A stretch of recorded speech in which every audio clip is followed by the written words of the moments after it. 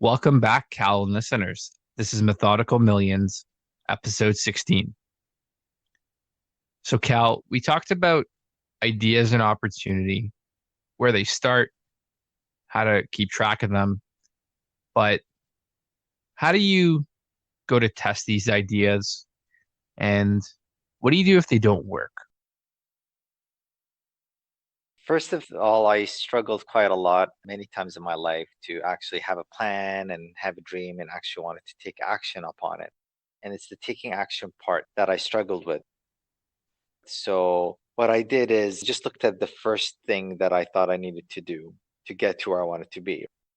I would test it on a small scale. So when I wanted to start investing, I bought a few stocks and just went for it and just wanted to understand how it behaves. Perhaps not the best way, but what it did, it actually taught me quite a lot on how to actually execute a trade, how to get in and out of positions. So that perhaps has helped me understand how things work on a basic level. And one step led to another. And again, sometimes I would lose and I'd know what not to do. And then when I win, I try to find out what actually worked. So starting small, or if you have a way to actually just test it in a simulated environment, that can be very, very useful because it helps you understand how things work before you actually take full action. You're taking action, just not in a real environment. So it reduces the actual risk quite a lot. And it can get you excited as well when you learn a lot along the way. Yeah, it sounds like you made some good points, which is learn by doing and you want to test things to see the outcome. So it's almost like testing a hypothesis in science. And if scientists would die every time they did an experiment, for example, like something really crazy, they wouldn't do them, right? So just like that, you want to try things, like you said, with low risk so that it's not going to impact your life to the downside. So try things on a small scale. A lot of businesses will do this. So I'll give you some examples in the startup world. If you want to test demand for a new product, what's the cheapest thing to do? So you can maybe ask some friends, but you'll run out of friends after a while. Maybe they're just people in your close circle. Maybe it's not your target demographic. What about standing on the street? So right now you can actually. So the conventional wisdom is make a website and make a sign up email. So let's say we'll do something gimmicky. So you're giving away $100 to the first 100 customers. And what's the product? I'm just going to give you $100. So you'll probably run through that pretty fast. You're paying for your customer. That's called customer acquisition. Assuming it's not a scam, I'm assuming you'd find people who would want that. So I'm not saying it's a good product idea. It's just a mental exercise in what would happen. So usually what people would do is say, give me your email and I'll let you know when the product launches. It could be a new app. I think some car companies did that for their electric car offerings. You've seen that with rocket launches, I think with Virgin Galactic, things like that. So if you have something pre-product, prototype, concept, idea, and you want to test it, that's where I'd start. I'd gauge the demand that way. And that's kind of low risk. So if it's a physical good, so like a car or a hardware product, we talked about hardware being a lot more expensive than software typically. How do you gauge demand? So that's a very important concept in business.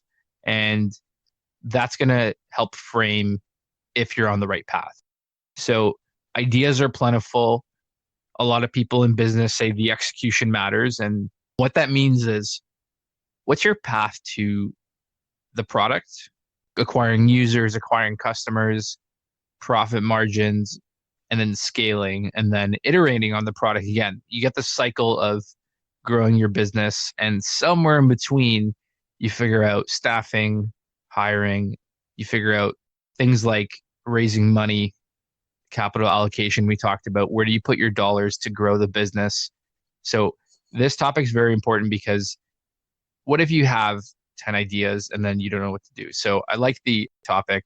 I do follow it closely about how people test things and go from there. So, Cal, do you have any specific examples besides investing, maybe in the business space, of you testing something?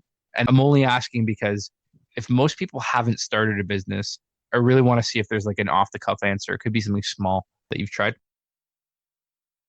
Yeah, it's not something I've actually tried, but it's something I've come across. I watched a short clip.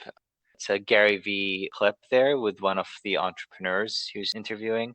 I found his story very fascinating, and basically he was trying to provide a service that was needed. So a lot of people who have newborn children and they want to get diapers, and the story was, how did he want to get an overnight business delivering diapers? And his story was amazing. Started in Google, seeing the amount of people who are searching for diapers. And the thing behind that is that some people might not think it's a great idea because generally diapers are a lost leader. People walk into the store and they would buy them, and usually the seller would sell them at a lower price than they bought it for. So they'd sell them at a loss just to get the people into the store, and hopefully they'd buy other things in the store. So that's what a loss leader is. So a lot of companies were thinking it's not a good idea because he was trying to buy out a service to deliver a loss leader to the homes.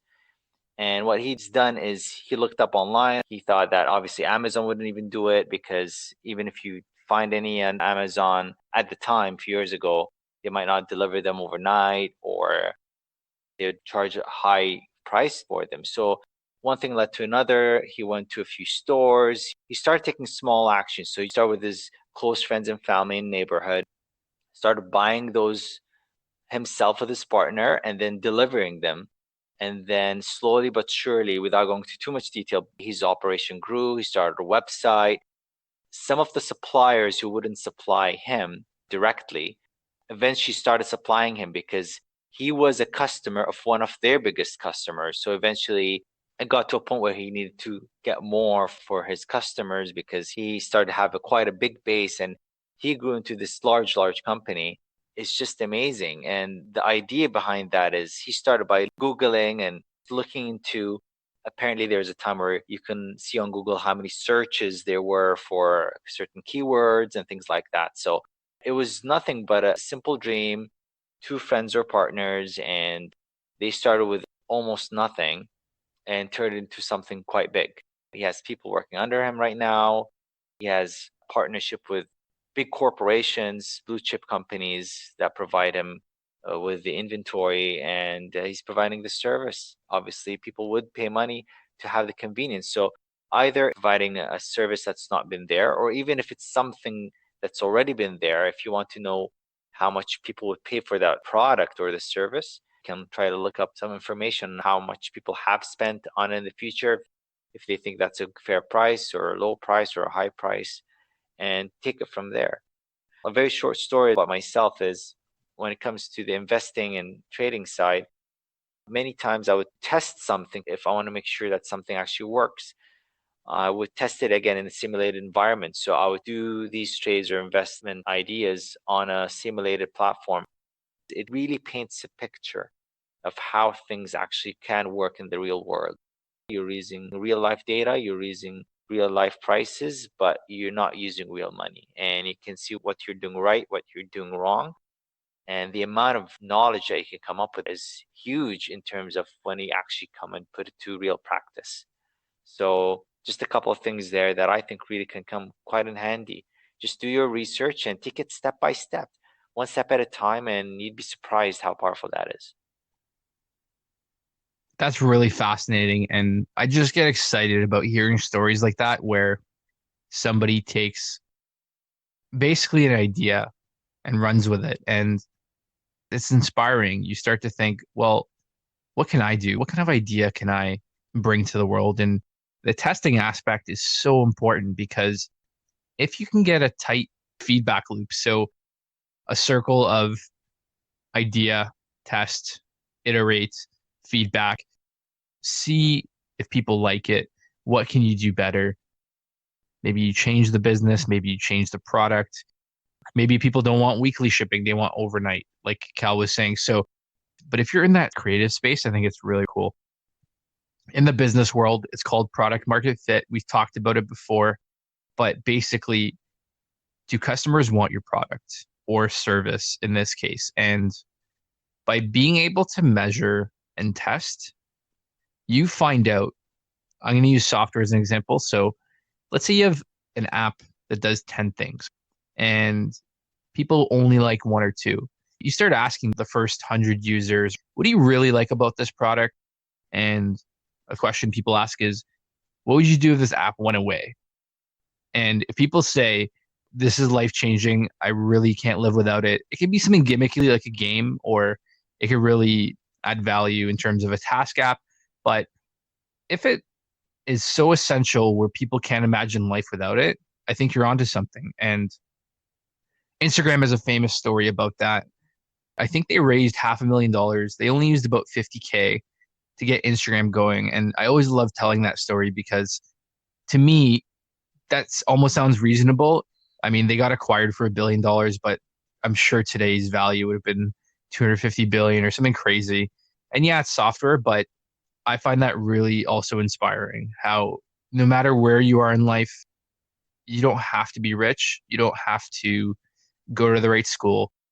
It's a merit-based system where if you're passionate, excited, you will really find the people around you who follow that passion. And I think that's how companies start, is just a group of people who share similar passions, who want to productize it or make the world better or provide a service. So I'm sure that's how a lot of these big companies started. So anything from, I've heard the founder of Dropbox saying, why can't I share files on my phone and my computer? And boom, that huge company started. And there's a bit of, yes, okay, you might need a bit of the expertise of your unique background, but if you're always learning, you're going to make that expertise yours. You're going to make that background and stop thinking, I don't have this. The more open minded you are to learning, that it's okay not knowing and it's okay to test things, which I think is the central theme here. If you're going to test and measure and repeat and learn, why not try ideas? If I had the same job for 20 years, I'd be really depressed. I want things to get excited about, no matter how small in scope. If I'm learning something new, I find that fascinating. I like living in that space. So testing things and repeating them to see if they'll hold true. How do you apply this in other ways? Does it matter what kind of business? Is there any reason why this wouldn't work for any kind of business? Personally like to think this is perhaps one, if not the best way for things to work. The thing is, people always usually see the end result, right? So they'd see big companies or entrepreneurs who end up making it big. So they would say they might have gotten lucky because they were fortunate in the right place at the right time. I think there's a lot of testing, failing, repeating, retesting, re-strategizing, replanning, and that goes with everything in life. Again, another example with motorsport, something I'm very familiar with. For those who don't understand, now Formula One is a constructors championship and there's a drivers championship, but the focus is each team is considered to be a constructor, right?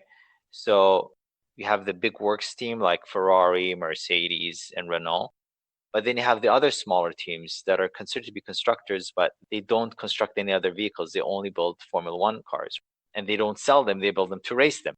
So how those very, very different vehicles, for the untrained eye, they look at the cars, they think they look exactly the same, but they're actually very, very different, right? So how those very different vehicles can be competing and be within milliseconds off of each other. So the thing is, these teams would take their vehicle, they'll model it into a simulated environment, and again, they would test it.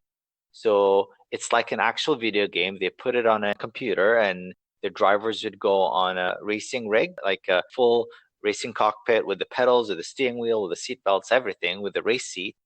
And then they will race the car as if they're in a video game. And they'll be able to tell where maybe the power delivery is not as clean, maybe the downforce is not good enough, or maybe there's a lot of front nose lift, so they can't go into corners as fast. So what they do is they use this simulator, which is again basically a video game, And they would test these, and based on the data that they get from that, they would go back, model it on their vehicle or on the actual system, and they put it back into the game and retest it. So they did not succeed from the first time out. They did not get it right away. So what they do is they test and retest and retest and retest. And then when the time comes and they actually race, you'd see them sometimes they're within 1,000th of a second apart in qualifying, right? I remember once a few years ago, I think it was 2013, was one of the most competitive Formula One championships in recent memory. And yeah, the top 10 were within less than a second apart. They get that close, even though being very, very different, different engines, different tire setups, different tire pressures, different suspension setups, different drivers. And they're within 1 second a lap from each other, is because of testing and retesting. And they would take off all the noise, all the mistakes that they learned from the simulated environment and put into practice. So they test and repeat and fail and succeed and repeat again and retest and make sure that what worked works again. It's not a fluke. So same thing goes with business, same thing goes with investments, same thing goes with your life, I think. You have to test some things again and again and again. And these companies probably haven't succeeded right away. Some might have succeeded quicker than others, but the thing is just because of starting somewhere. You start small. All these companies and all these entrepreneurs weren't experts at what they did necessarily. They would start somewhere small and take it one step at a time and test it. And if it failed, they will not stop them and they will do something else just to make sure it actually works. What a good analogy. So it's amazing how much value you can learn from testing things. And I really like the point you drilled home, which is there's almost more than one right answer for things. And there's not one path you have to take. So the fact that 10 race car teams can come to very similar results, but still get basically to the same place with a creative, clever idea or mix of building a race car. Why can't a business be a mix of your own ideas and excitement? And if you keep that overarching thought of people need this, or I would love to see this in the world, it's going to help others, it's going to make their lives better. And under the premise that that's actually true, I personally get excited about that. I think that's a really good way to look at life. And you know what I've realized is when you live in that headspace, you stop caring about time, you stop caring about others in terms of comparing yourself. You really just focus on what's the actual result of this test? Am I actually moving my business forward? Am I getting results? Am I getting signups? Am I getting users? Am I getting customers? And I really encourage everyone to try this on a small scale once or twice and see what happens. Is not everyone's the same, that's true, but I really find that if this intrigues you at all, there's really no reason not to try it. And I think testing, like you said, is super, super important. So, Cal, after you test and repeat, is it a data play? What are you looking for? What are you looking to measure? I guess you have to have a hypothesis or a goal in mind and then measure if you hit that goal.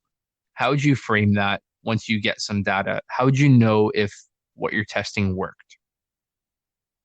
So for me personally, it's quite simple because I would look at things that would yield positive results in the sense of, is this strategy profitable, or if this is going to help me take it to the next step, then I would consider it. But what I would do is not get overly excited. I personally would like to have a large enough data to make sure that it is a solid plan that I have, or this step actually works so I can move on to the next step.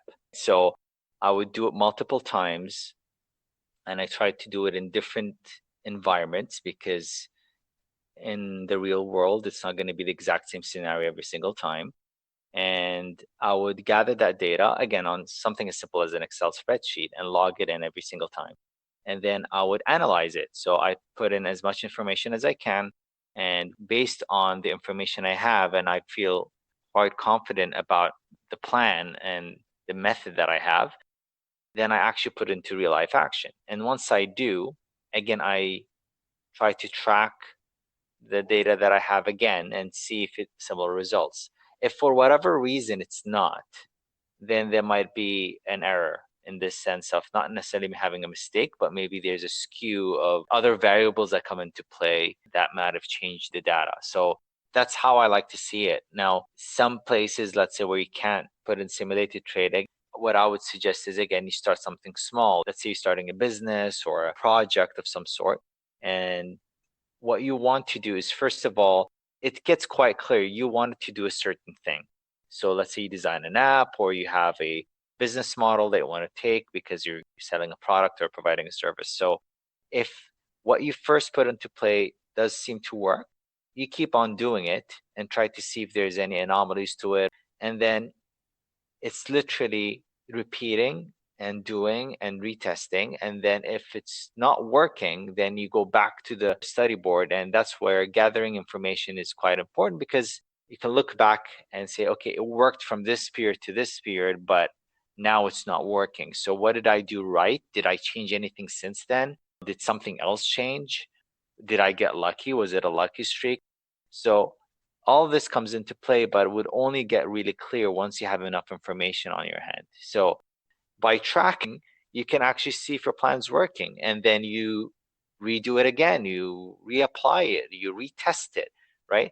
Manufacturers, when they build any item, let's say a phone or a vehicle or a washing machine, what they do is they put it under product quality control. So they would try to put it in environments of stress, in terms of under high load, under pressure, different temperatures, all of that comes into play. And they test the buttons, they test the electronics. So they put it into a lot of testing to make sure that works. But if it doesn't, then they try to find what the problem is. So that's how you sometimes spend more on a product, is because it's been tested again and again. And there's a lot of research and development that went into that product. So that's one way, if you like to think of trying to make sure what you have in mind works. And when you want it to work, you want it to work properly, because you want a solid system, a solid plan that will get you to the next step. I get you. That makes a lot of sense and sounds like a solid foundation for building a physical product. So almost like an engineering mindset, which is, I'm sure from your racing background, that's really cool. For the business side, I'm going to talk about subscriptions for a second. So assuming you have the product ready and people like it, let's say you charge a monthly subscription, how businesses do this. So how do you grow your business if your product works? What a lot of people will do is measure how much does it cost to buy a new customer. So a lot of people will advertise on Google and Facebook. Their platforms are built off of advertising to customers, and their value to businesses is saying, I can target exactly the people who want your product as long as you know what you're looking for. So it's up to you to decide what target age demographic, interests, things like that. And once you know, you can spend money. I don't know, let's say your subscription is $10 a month. That's $120 a year. And maybe it costs you $40 to buy a customer on an average in terms of how much did you spend on advertising and then how many signups do you get. So what happens is you're netting, let's say $80 a customer. And assuming you've got a product, you're managing your expenses. I'm just making a very simple example to kind of drive the point home. Well, if you're going to spend 40 and then net $80 profit or bring in 120 in revenue, guess what? You can spend money to make money. And from the research I've done, this is exactly how big businesses actually scale into the hundreds of millions and some into the billion status. If it's software as a service, so anything from even Microsoft has gone to monthly subscriptions. So you got things like Slack, like Intercom. I'm a Dropbox subscriber, even things like Netflix or Apple Music. Everything's gone that way because it's super lucrative. You can actually measure the drop off return of a customer. So You know your revenues, they're kind of fixed on a month-to-month basis. If you can measure what the drop-off rate is, and that's back to Cal's point of how good is your product? So are people keeping it and not abandoning it, or are they renewing their subscriptions? That's a great way to measure that. And I find that part interesting because to me, that's a clear cut recipe on once you have a product, how do you grow?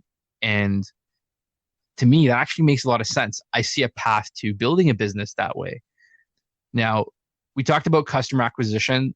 There's another concept called lifetime value. So let's say Cal's my customer, he likes the product, and Cal is the average customer in my data set who uses it for 2 years. That means I'll get $240 in the lifetime of that customer before they drop off. So guess what?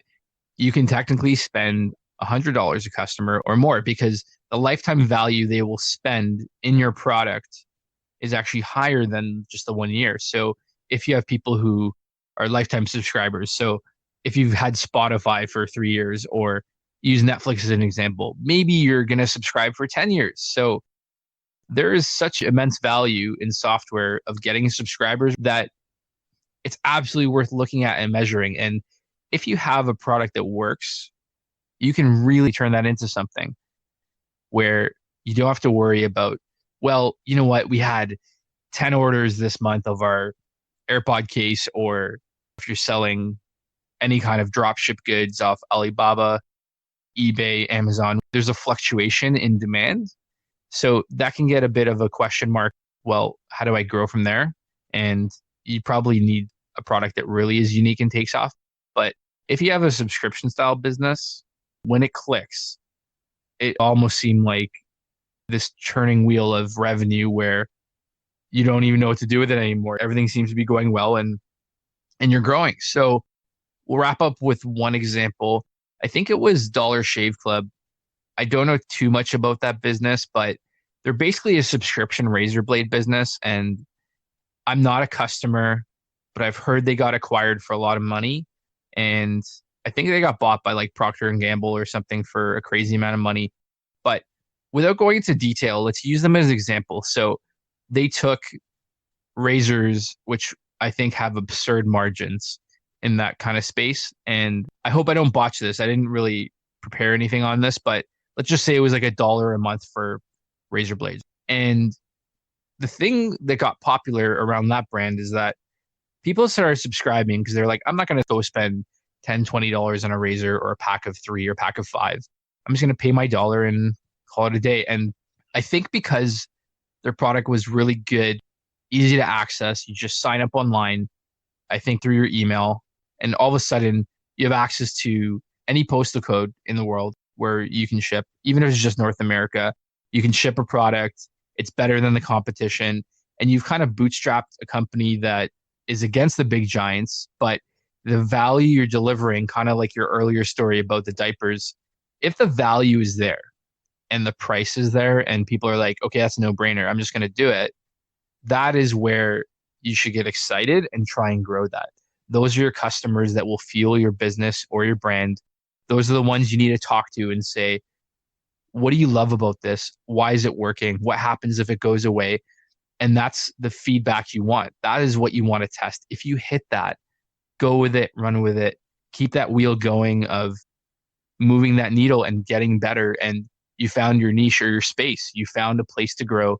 You found a foundation to build your business. With that said, go out there and start testing, start trying things, measure, repeat, like we were saying. Take your ideas. Don't go spend a crazy amount of money. Back to being resourceful. How do you test these things in your spare time and build into a business? So, with that said, we'll wrap up today's episode. I want to thank all our listeners for tuning in. This is Methodical Millions, episode 16. If you'd like to follow future episodes, you can find us at methodicalmillions.com or info@methodicalmillions.com for episode feedback. Thanks, everyone.